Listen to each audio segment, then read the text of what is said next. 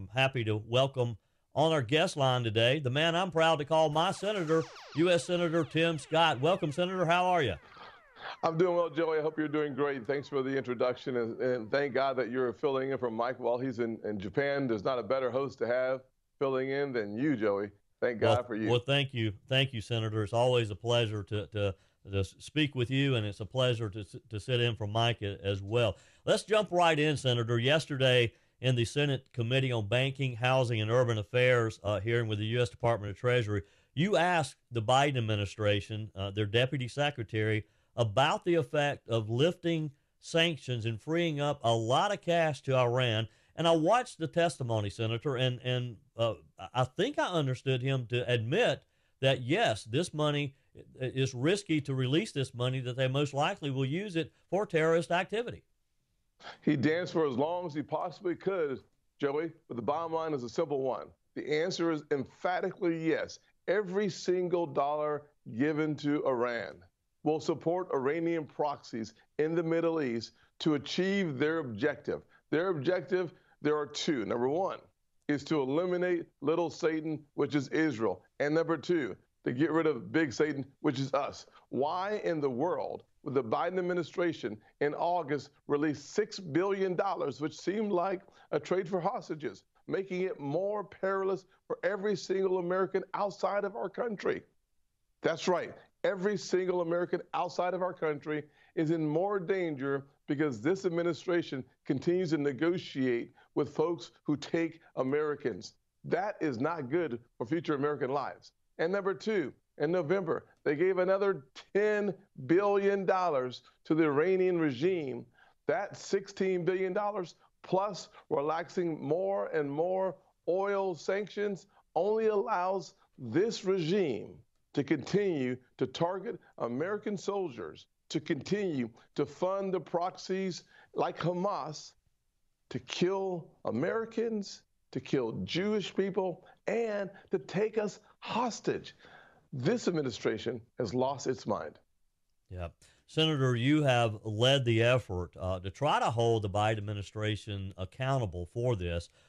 Recently, you and several of your colleagues in the Senate raised concerns about these latest waivers. You sent a letter to Treasury Secretary Janet Yellen and Secretary of State Antony Blinken.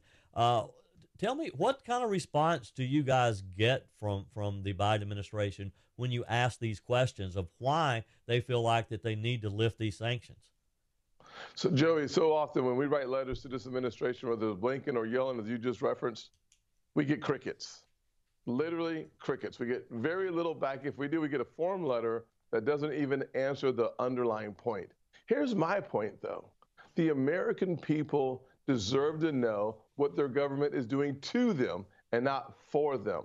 Every time you find this government complicit with Iran, someone dies, period. Yeah. And that's what we've seen across the world, in the Middle East, and unfortunately, 3 American soldiers who lost their lives at the hands of Iranian proxies. So when that happens, we have a responsibility and a right to hold the feet to the fire of this administration.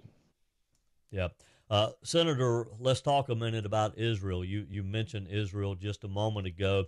And as I understand it, last August, the Biden administration released $6 billion yes. to Iran. You, along with some of your Senate colleagues, asked for answers from the administration then. Of course, we saw the attack on October the 7th. We saw the loss of life, the devastation there with Israel.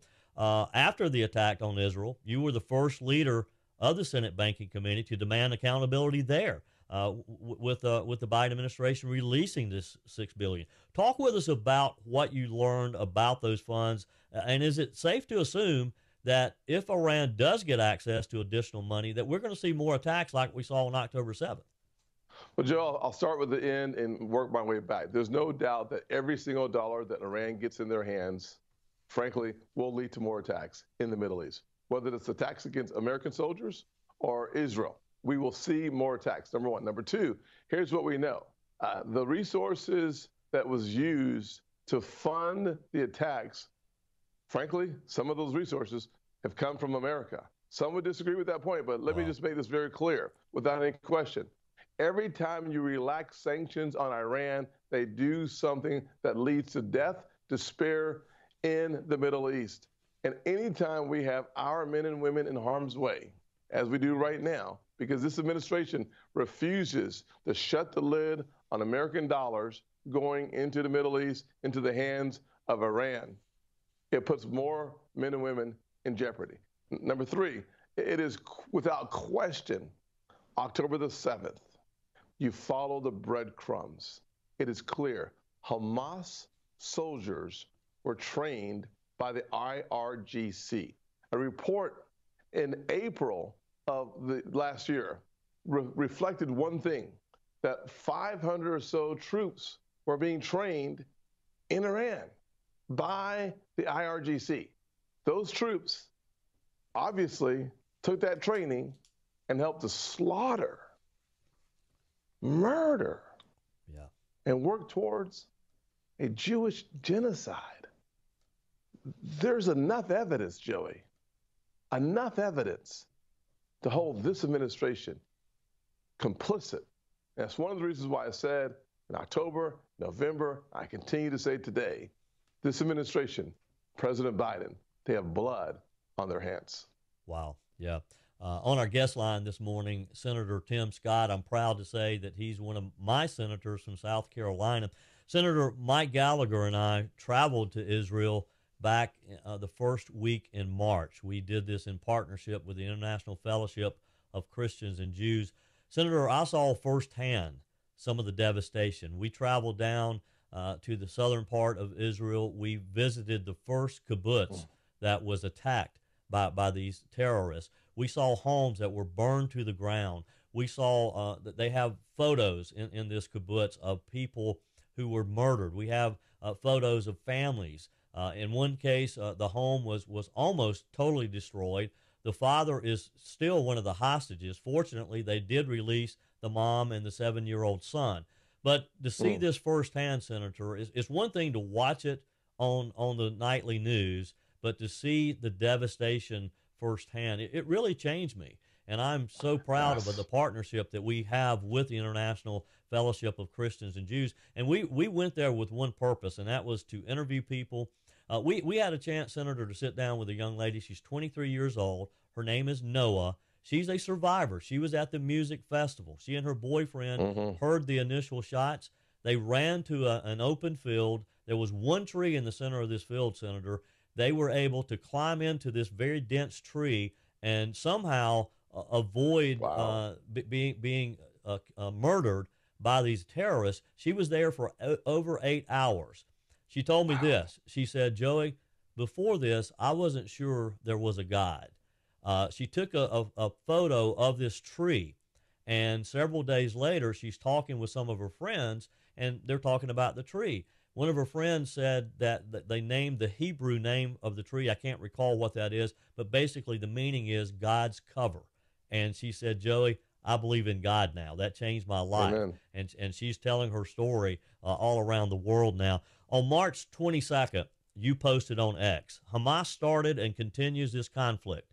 Israel has every right to defend itself, and dangerous efforts to undermine its leadership must be condemned. I will always stand with our great ally as it seeks to confront and eradicate the threat of terrorism.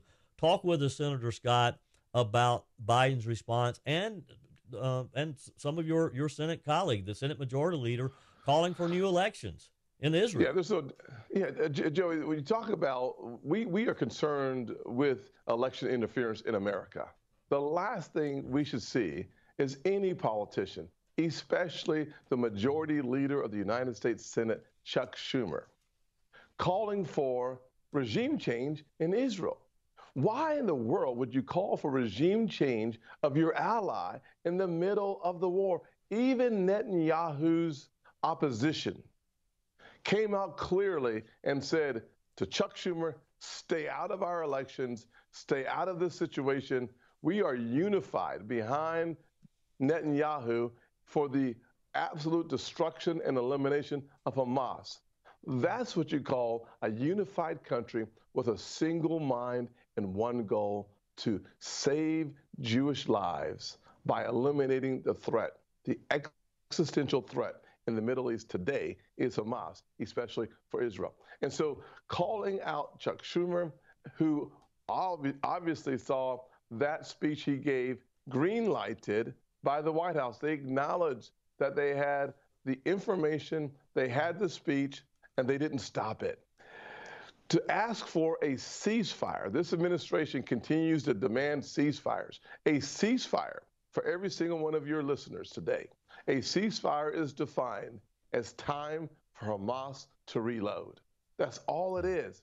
Yeah. Who breaks the ceasefires? Hamas. Who refuses to abide by a ceasefire? Hamas. Who pays the price for that? Israel. Why would we create daylight between America and our ally Israel by siding with Hamas and giving them more time to reload their weapons and target more civilians? And that's one of the key components of the discussion. Israel has targeted Hamas soldiers. Hamas has targeted Israeli civilians. They wanted to wreak havoc in the country.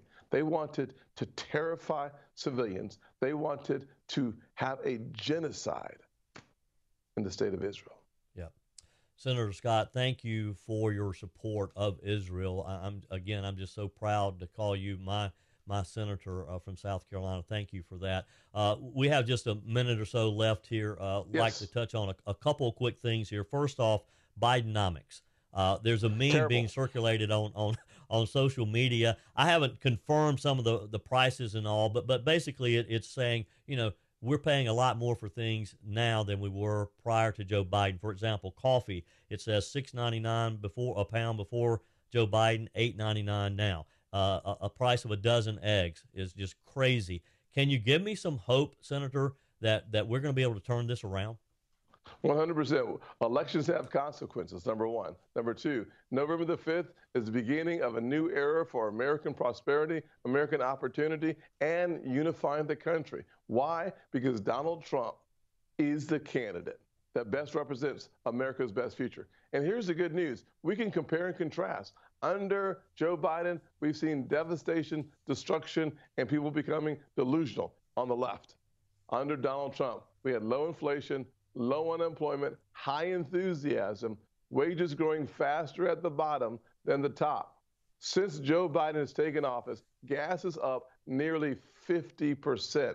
Even over the last 12 months, we've seen costs for veterinarians up double digits, for gas up even more, for car insurance double digits, car repairs double digits. Here's what all that translates to. The average American does not have $1,000 in their savings account because of Joe Biden's Bidenomics. We will eliminate that with 4 more years of Donald Trump. Wow. Yeah. One final question, Senator, and I have to ask you this. Yes, sir. Are we going to see Senator Tim Scott playing a role in the Trump administration? Could it be Trump Scott? Only Donald Trump knows the answers to that question, but what I can tell you, without any question, I will do whatever it takes, Joey, to make sure that Donald Trump gets 4 more years, because that's good for the little Tim Scotts of the world. Growing up in poverty, single-parent household, asking the question, does America work for the poorest kids in the country? Whether you're a rural kid or inner-city kid, you deserve to achieve your American dream, and Donald Trump is the best option to get that done. 4 more years coming Senator, your way. you are an inspiration to us all. Keep up the good fight in the United States Senate. It's always a pleasure. God bless. Thank you so much, Joey. See you soon. Sure thing.